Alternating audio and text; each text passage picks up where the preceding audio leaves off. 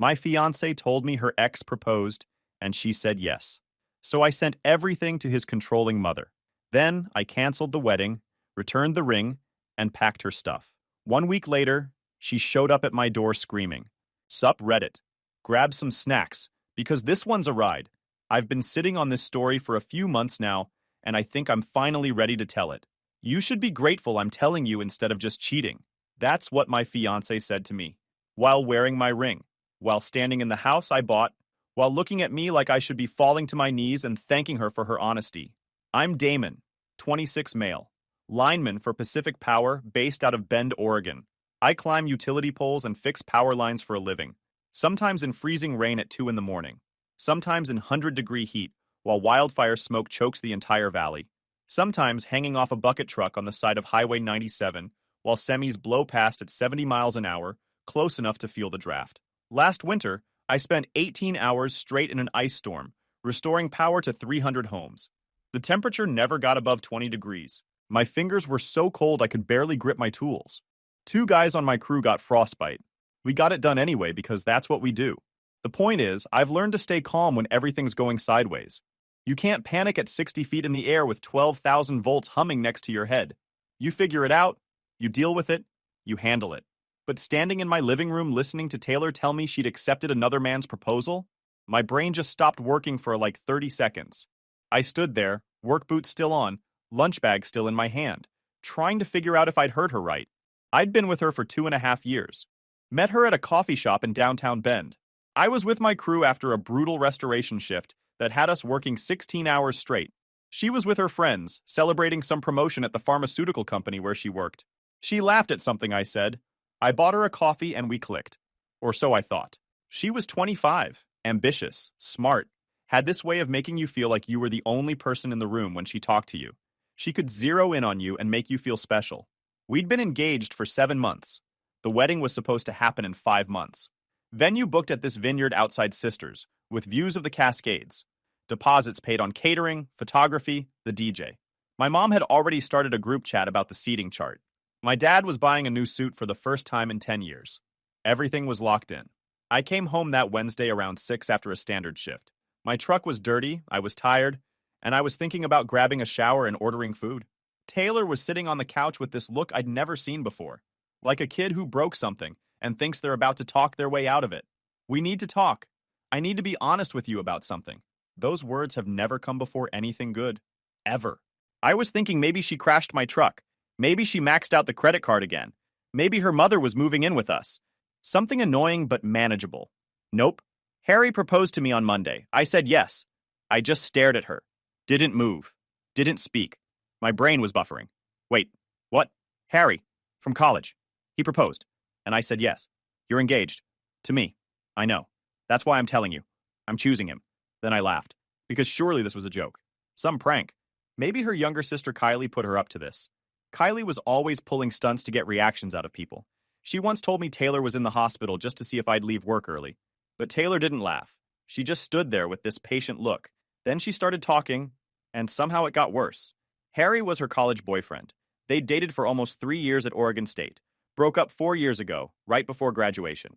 He'd been working in Seattle, climbing the corporate ladder at some medical supply company, but he'd transferred to their Bend office about 3 months ago. They'd been reconnecting. Coffee after work, lunches that went long. The feelings never went away. He was her soulmate, the one who got away. And here's the line that still makes me want to put my fist through the wall whenever I think about it. She said she'd settled for me because she thought Harry was gone forever. I was stable.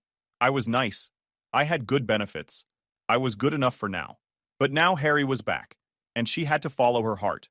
Good enough for now. I bought this house. Took every overtime shift available for 2 years straight. Worked holidays while everyone else was with their families. Worked weekends. I proposed with a ring I'd been making payments on for 8 months because I wanted to give her something nice. And I was good enough for now. Get out. I didn't yell. My voice was dead calm. Damon, come on. Can we talk about this like adults? I'm being honest with you here. You just told me I was your backup plan. Get out of my house. Right now. She actually looked offended. Like I was the one being unreasonable. After I spent 2 years building a future with her, she packed a bag. I sat on the couch the entire time, not moving, just running through stuff in my head. What deposits could I get back? How to tell my family. What to do with the ring. How to change the locks. When to call a locksmith. Practical stuff. The emotions would come later. Probably at 3 in the morning when I couldn't sleep. Right now, I was in crisis mode. Before she left, she paused at the door and turned around like she was waiting for me to apologize. I hope you can be happy for me eventually. Harry and I are meant to be. This doesn't have to be ugly. Happy for you? Get out of my house. She left. An hour later, because she apparently had zero self-awareness, she texted me. I'm sorry this hurts you, but I have to follow my heart. Harry is my destiny. You'll find someone who deserves you. I screenshotted that text. Felt like I might need it later. Then I called her parents, thinking surely they'd be horrified. Their daughter just blew up an engagement to chase her college ex. They'd talk sense into her. Wrong again. Her dad sounded almost relieved. Harry's a good guy, Damon. Comes from a good family. His parents own car dealerships, successful people. We always liked him. They should have ended up together from the start. Her mom added that I was taking this too personally, that at least Taylor was being honest instead of leading me on, that I should be grateful for her maturity. I hung up on them. Then my phone rang again. My younger brother Colton. Dude, what just happened? Taylor's sister just posted some cryptic thing about soulmates finding their way back to each other. Tell me that's not about what I think it's about. I told him everything. Didn't sugarcoat it. Long silence on his end. 10 seconds. 15. She actually said that? Those exact words? That she settled? Yep. Good enough for now. Where does this Harry guy live? Why? I just want to talk to him. Colton is 23. Shorter than me but built like a fire hydrant from years of wrestling and now MMA training. His idea of talking to someone usually involves that person's face meeting concrete at high velocity. He once broke a guy's nose for calling our mom a name at a restaurant. Took 2 bouncers to pull him off, and he was still swinging. Stand down. I appreciate it, but I got this. Got what exactly? What's the play? I don't know yet, but there's gonna be one. The next few days were rough. I'm not gonna pretend I handled it like some stoic dude who felt nothing. I slept like garbage. 3 hours a night. Kept waking up at 2 in the morning staring at the ceiling. Couldn't focus at work. Almost grabbed a live line on Thursday because my head was somewhere else entirely. My foreman Gus saw it happen from the ground, grabbed my safety line, and yanked me back. Damon, what was that? I don't know. Wasn't paying attention? Yeah, no kidding. Take a few days. Go home. Figure out whatever's going on in your head before you get yourself killed up there. Or get someone else killed. He wasn't wrong. A distracted lineman is a dead lineman. Wasn't gonna be that guy. I spent that weekend doing 2 things. Eating more junk food than I should have, and researching Harry Calloway like I was planning a military operation. Colton came over Saturday morning with coffee, breakfast burritos from the good place downtown, and his laptop. He didn't ask how I was doing. He just sat down and got to work. All right, let's figure out who this clown is. LinkedIn was first. Harry Calloway, regional account manager at a medical supply company, 27 years old. Transferred to their Bend office 3 months ago from Seattle. Went to Oregon State, same as Taylor. His professional headshot looked like a stock photo of generic corporate bro. Perfect hair, perfect teeth, perfect punchable face, then Facebook. And this is where it got really interesting. Harry had 0 privacy settings. His entire profile was public. But that's not what caught my attention. What caught my attention was his mother. Every 3rd post mentioned her. Photos with mom at brunch. Mom's famous pot roast recipe. Best Mother's Day with the best mom ever. Sunday dinner with my #1 supporter. Grateful for a mother who always has my back. The posts went back years, and they never stopped. His mother, Deborah, commented on everything he posted. Every single thing. He mentioned having a good day at work. She replied, "My perfect son always shines." He posted a photo of himself at the gym. She replied, "Looking handsome as always, my boy," and so on. Colton made a gagging noise next to me. This is actually creepy. Dude. Colton was reading over my shoulder, burrito halfway to his mouth. Is this guy for real? He's 27 and his mom comments on everything like he's still in kindergarten? It gets better. I found Deborah Calloway's profile. Also public. Even more obsessive than Harry's. Her entire online presence was basically a shrine to her adult son. Every post was about how successful he was, how handsome, how talented, how he was destined for greatness. How some lucky woman would be blessed to marry him someday. A woman worthy of her perfect boy. Then, I found gold. An old post from 4 years ago on Harry's Facebook wall. Some college buddy had commented, "I can't believe your mom made you break up with Taylor. She was cool." You guys were solid for 3 years. And Deborah had replied, because of course she had. She watched everything. Harry deserves someone who puts family first. That girl was too focused on her career and herself. She wasn't suitable. He'll find someone better when I approve of them. 4 years ago, Deborah didn't approve of Taylor, made Harry dump her. And now Harry had proposed to Taylor. Without telling Mommy, without getting her blessing. I showed Colton. He started laughing so hard coffee came out his nose. Bro, this dude dumped Taylor 4 years ago because his mommy told him to. And now he proposed to the same girl without asking permission first? This is gonna be beautiful. But I wasn't ready to make a move yet. I needed more ammo. Through a buddy of mine who worked in the same building as Harry's company, I learned some things. Harry called his mother every single day during lunch. Noon on the dot. Never missed. Not once. The entire office joked about it behind his back. Mama's boy Calloway. It was apparently hilarious until you had to actually work with him. Also learned Harry was kind of a tool at work, the type who took credit for other people's ideas in meetings, who threw people under the bus when projects went sideways, who kissed up hard to management and kicked down on everyone beneath him. And here's something else interesting. He had a pattern with women. He'd dated a few people at the Seattle office before transferring. According to the gossip, he'd ghost them the second his mother showed any disapproval. One woman he'd been seeing for 6 months. Deborah met her once, said she was unsuitable, and Harry ended it via text that same night. The picture was coming together now. Harry was completely spineless when it came to his mother. He'd dumped Taylor before because Mommy didn't approve. Nothing had changed except his job title and address. Taylor had no idea what she'd actually signed up for, but I wasn't going to just wait for that to play out naturally. Nature was too slow. I was going to speed things up. Before I could make my move, Taylor's sister Kylie inserted herself into the situation. Kylie was 24, 2 years younger than Taylor, possibly the most exhausting person I'd ever met.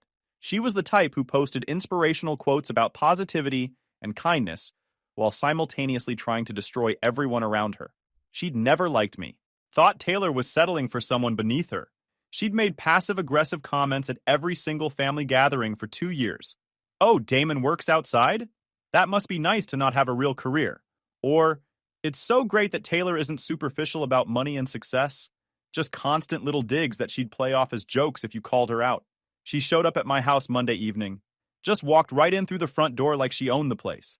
I was on the couch watching TV and eating. We need to talk about the house situation. I didn't even look at her. There is no house situation. Taylor's gonna need the house, Damon. She and Harry are planning their future together. You should start looking for an apartment. Now I looked at her. Actually turned my head to make sure I was hearing what I thought I was hearing. You want me to give up my house? The house I bought. That I pay for. She contributed emotionally to this household. That has value. Get out. You're being unreasonable. Taylor gave you 2.5 years of her life. The least you can do is, Kylie, door, now, or I'm calling the cops. She left, but not before telling me her lawyer would be in touch about the property situation. I was pretty sure she didn't actually have a lawyer. She worked at a boutique clothing store and still lived in an apartment her parents helped pay for. But I noted the threat anyway. Word got around to my crew pretty fast.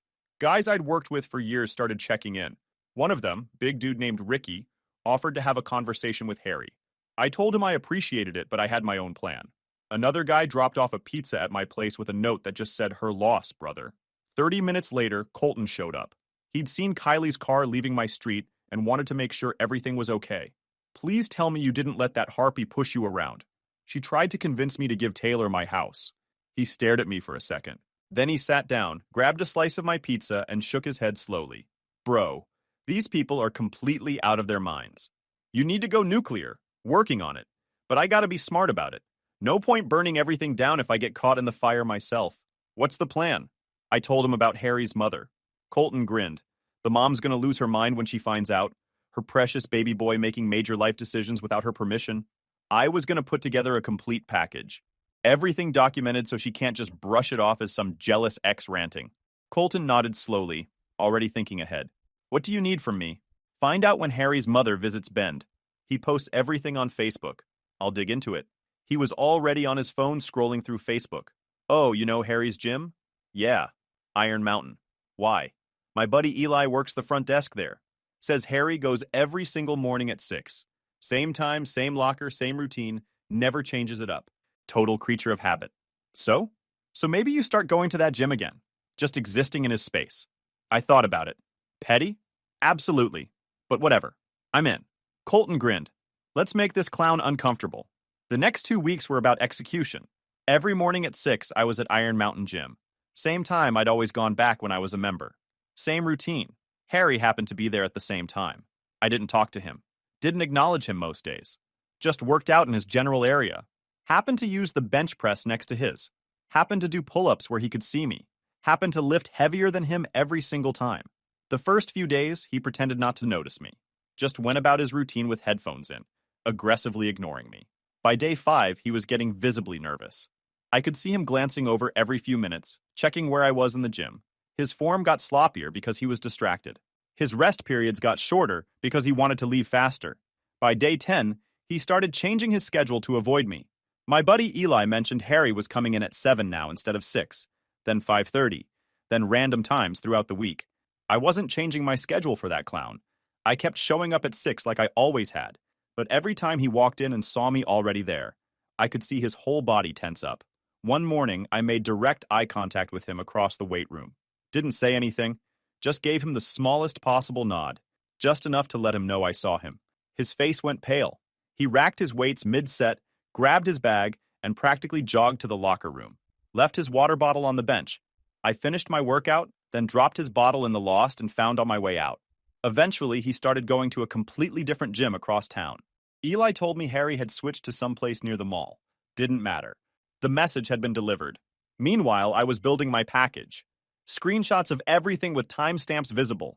Taylor's Instagram story, where she'd posted a photo of Harry's ring with some gushing caption about dreams coming true before deleting it 2 hours later. Too late. I'd already saved it. Text messages where she called Harry her destiny. The text where she told me I was good enough for now. Our wedding venue contract showing both our names and the dates. Photos from our engagement party where she was smiling and toasting to our future. I also documented Kylie's attempt to take my house. Screenshotted her text about having her lawyer contact me. Noted the date, time, and exact words she'd used when she walked into my place without permission. Colton came through with info on Harry's mother. Deborah visited Bend every third weekend like clockwork. Stayed at Harry's apartment from Friday night through Sunday afternoon. Her next visit was in 10 days. Here's where I got creative about delivery. I wasn't going to just message Deborah on Facebook. That could be ignored. Written off as some crazy jealous ex, filtered into spam. I needed something she couldn't look away from. Colton's girlfriend Haley worked at a print shop downtown. For $50 plus a box of fancy chocolates as a thank you, she made me a professional-looking presentation folder with a clear plastic cover. Inside, a printed timeline of events with dates highlighted, screenshots of Taylor's proposal announcement before deletion, photos of our engagement party, copies of our wedding venue contracts with deposits highlighted, and a simple cover letter. The cover letter explained that Harry had recently proposed to a woman named Taylor, that Taylor had been engaged to me for 7 months before accepting Harry's proposal, that Harry had not told his family about this relationship before proposing. That I thought, as Harry's mother, she would want to know the full situation before things went any further. The Saturday of Deborah's visit, I drove to Harry's apartment complex around 8 in the morning. He'd posted about her arrival the night before. Mom's in town, best weekend coming up, with 3 heart emojis and a family photo. I parked down the street and waited in my truck until I saw them leave for breakfast. Harry's silver BMW pulled out of the lot around 9. I walked up to his building, slipped the folder under his apartment door, and left. On the drive back, Colton called. "It's done? It's done. Now we wait." Then I drove to the gym and worked out for 2 hours. What happened next was better than I could have hoped for. I got the full story from multiple sources over the next few days. Colton's buddy Eli at the gym heard things. My friend at Harry's company building heard more. Apparently, Deborah and Harry came back from breakfast around 11 that Saturday. Some fancy brunch spot downtown where you have to make reservations. Harry was feeling great. Quality time with his favorite person. Life was perfect. Then Deborah saw the folder on the floor inside his door. She picked it up, started reading the cover letter. According to Harry's neighbor, who heard everything through the thin walls, Deborah didn't say a single word for almost 10 minutes after she started reading. Just stood there in his living room, flipping through page after page, her breathing getting heavier. Harry kept asking what was wrong, what was in the folder. She wouldn't answer. Then she started screaming. Harry tried to explain, tried to calm her down, tried to tell her that Taylor had changed and that things were different now. But Deborah was way past calm. She'd spent 4 years believing she'd saved her precious son from an unsuitable woman, and now she found out he'd not only reconnected with that woman, but had proposed to her, without asking permission. The words the neighbor heard through the walls included ungrateful and deceitful, and how dare you, and after everything I've done for you. Harry was crying within 10 minutes. The whole thing was loud enough that 2 other neighbors came out into the hallway to see what was happening. One of them later told a friend who told Eli that Deborah was pacing around the apartment, waving the folder in the air, like evidence in a courtroom. By noon, he called Taylor. My contact at his company building got the story from someone in the break room who overheard the entire call. Harry was sobbing into his phone.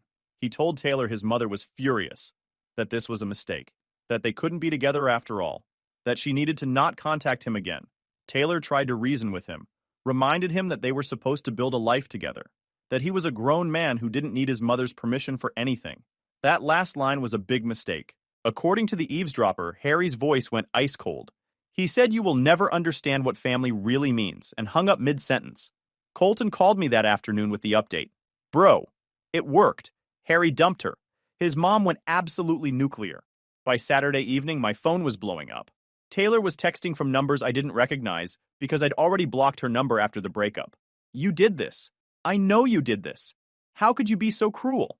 I didn't respond. She kept texting. Called me pathetic. Said I couldn't handle being rejected, so I had to ruin her life. Said I was obsessed with her. Said she was going to make me pay for this. Still didn't respond. Then she showed up at my house Sunday afternoon. I was on my back porch with Colton. We were grilling burgers and enjoying the chaos from a safe distance. I'd been getting updates all weekend and the whole situation was playing out better than I could have scripted. Colton looked up from his phone. Heads up. Incoming crazy at 12 o'clock. I know. I can hear her car. Taylor came stomping around the side of the house without bothering to knock. Her eyes were red and swollen. She looked like she hadn't slept in 2 days. You did this. I know you did this. I flipped a burger calmly. Did what? Don't play dumb. Harry won't even look at me. His mother called me a homewrecker in front of everyone. Sounds like a Harry problem. You sent that folder. Admit it. I turned to look at her. Taylor, I didn't make him choose his mom. He did that all by himself. Same thing he did 4 years ago.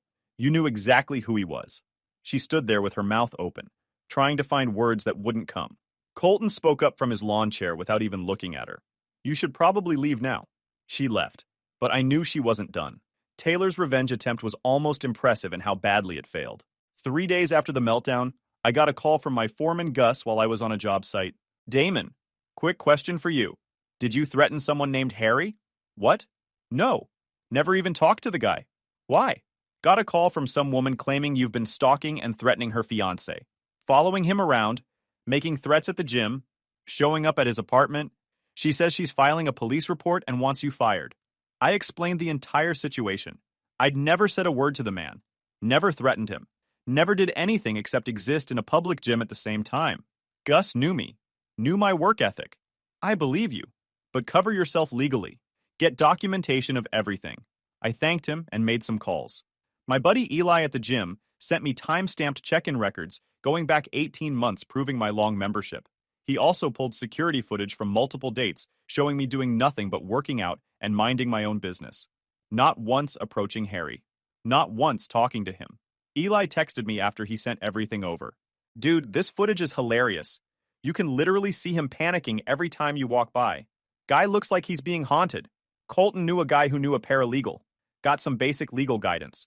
Going to the same public gym as someone at the same time you've always gone isn't stalking. Not even close. Especially when you have records proving you've been a member for years before the other person ever showed up. Taylor's police report went nowhere. The officer who followed up with her basically told her that a guy going to his own gym at his normal time wasn't criminal behavior. He suggested she stop wasting police resources. Case closed. But she wasn't done. Kylie got involved next. Of course she did. Those two were like a hydra of bad decisions. She started spreading rumors, telling anyone who would listen that I was obsessed with Taylor, that I couldn't accept rejection, that I'd been stalking Harry for weeks. She posted stuff on social media about abusive exes who can't handle being dumped, named no names but made it obvious who she was talking about. Here's the thing about small towns, though. People know people. And my crew had been working power restoration in this area for years. We'd been there when people needed their lights back on. People knew us, trusted us. The rumors didn't stick. Most people who heard them asked around got the real story and figured out that Kylie was full of it. A few people even reached out directly to tell me what she was saying. They thought the whole thing was ridiculous. But I got petty anyway. Couldn't help myself. The opportunity was too perfect. Kylie drove a white Subaru Outback completely covered in bumper stickers. Live, laugh, love. Good vibes only. Be kind. Choose joy. I noticed she parked in the exact same spot at her yoga studio every Tuesday and Thursday evening. Same spot, same time. Creature of habit just like Harry. I had Colton order a custom window cling online. The removable kind that peels right off. Simple black text on white background. It said I peaked in high school. Cost $8 including shipping. One Thursday evening, while Kylie was inside doing downward dog or warrior pose or whatever, Colton casually walked through the parking lot with his hands in his pockets and stuck that cling right on her rear window next to her Good Vibes Only sticker. She drove around town for 4 full days before anyone told her. According to Colton's girlfriend, who heard from a mutual friend who was at the scene, Kylie had a complete meltdown in a coffee shop when she finally found it. She accused the barista of being in on it, accused other customers of laughing at her, started crying. It was apparently quite a scene. The cling peeled right off, but the damage to her ego was permanent. Was it mature? Nope. Was it hilarious? Absolutely. But the real backfire came a week later. Taylor, desperate to hurt me somehow, filed a formal complaint with Pacific Power's corporate office. Claimed I'd been using company time and company resources to stalk her and Harry. Demanded I be investigated and fired immediately. Our HR department had to investigate. Standard procedure for any formal complaint. They pulled my timesheets, my GPS logs from the work truck, my project assignments, everything. Every single claim Taylor made fell apart under basic scrutiny. I'd been on documented job sites during every single time she claimed I was following her or Harry. My GPS logs showed my work truck at verified locations. My crew verified I'd been with them. The investigation took about a week and a half. At the end, HR determined the complaint was completely without merit and closed it out. But that wasn't quite the end. My foreman Gus told me later that someone from the company reached out to Taylor directly, told her that her complaint had been investigated and found to be baseless, told her that any further contact with Pacific Power employees regarding this matter would be considered harassment, strongly suggested she move on with her life. Whatever they told her, it worked. Harry transferred back to Seattle within 6 weeks of the meltdown. Apparently, the combination of office gossip about his public humiliation, his mother's ongoing anger at his disobedience, and running into Taylor around their shared office building every single day was more than he could handle. He didn't fight for her, didn't stand up to his mother, didn't even try to make it work, just packed up and ran like the spineless mama's boy he'd always been. Before he left, he posted on Facebook about taking an exciting new opportunity back in Seattle. His mother commented immediately, "My boy knows when to make smart choices. I'm so proud of you." Taylor stayed at her job because she couldn't afford to quit. But according to people who worked there, her reputation was shot. Everyone knew she'd accepted a proposal from one man while engaged to another. Everyone knew she'd been dumped again by the same mama's boy who dumped her 4 years earlier. She apparently tried to spin a story where I was the villain, the obsessed ex who couldn't let go. But the police report that went nowhere and the HR complaint that blew up in her face made that story impossible to sell. Her relationship with her parents got rocky too. They'd been the ones pushing her toward Harry for years, telling her he was the one, encouraging her to reconnect with him when he moved back to Oregon. Now they were embarrassed because everyone in their social circle knew what happened. They started distancing themselves from the whole mess. The mutual friend situation sorted itself out fast. Within 2 weeks, 6 different people who used to hang with both of us reached out to me. Every single one said some version of the same thing. "Dude, we had no idea she was like this." A few of them cut her off entirely. Kylie never forgave me for the window cling. Probably never will. She told anyone who would listen that I was a psycho stalker who should be in prison. The wedding venue was a battle. They wanted to keep my entire $3,000 deposit. I expected that fight, but I also knew one of the owners from a restoration job we'd done after a windstorm took out their power for 3 days right before a major event. I'd personally worked a double shift to get them back online in time, called in that favor, explained the situation honestly, and got 2/3 of my deposit back. 5 weeks after the meltdown, Taylor made one final attempt to reach me. I was at a restaurant downtown with Colton and some of the crew. Ricky was there, along with a few other guys from work. We were celebrating a good month, blowing off steam. Taylor walked in around 9, saw me at our table across the room, made a beeline straight over without hesitation. She looked rough, Damon, can we talk? 1 minute, please. Colton tensed up across the table. Ricky stood up like he was ready to step in. I looked at her for a long moment. Then I stood up. 1 minute. We stepped outside into the parking lot. I made a mistake. She started talking immediately. I was stupid. I was chasing something that wasn't real. I waited. Let her get it out. I miss you. I miss us. Harry was never going to be what I thought. She looked at me with tears forming, probably expecting me to soften. You said you settled for me. Your exact words? I was confused. I didn't mean, yeah, you did. That was the first honest thing you ever said to me. She started crying for real now. We're done, Taylor. Don't contact me again. I walked back inside without looking back. Sat down at my table. Colton slid a fresh soda across to me. You good? Yeah, I'm good. That was the last time I talked to Taylor. Eventually, she stopped. Ran out of ways to contact me. Life's been genuinely good since everything settled down. I threw out everything in the house that reminded me of Taylor. Repainted the bedroom a different color. Bought new furniture for the living room. The engagement ring went back to the jeweler. They gave me 60% of what I paid, which was more than I expected. Used the money to upgrade my truck's suspension and bought Colton a really nice thank you gift for all his help through everything. Do I feel bad for her? Honestly, not really. She made a choice. She looked at 2.5 years together, an engagement, a wedding we were actively planning, a house I'd bought partly with our future in mind, and decided I was disposable. She expected me to accept it gracefully. She expected wrong. I used to lie awake wondering what was wrong with me, why she'd picked him over me. Now I know the answer. Nothing was wrong with me. Everything was wrong with her judgment. She picked a spineless mama's boy over a guy who actually showed up for her every single day. That's not on me. That's on her. Better a broken engagement than a divorce. Guys, we are so close to hit 100,000 subscribers on this channel. If you are not subscribed to the channel, please consider subscribing. It really helps hit that 100,000 mark. Thanks for making this dream come true.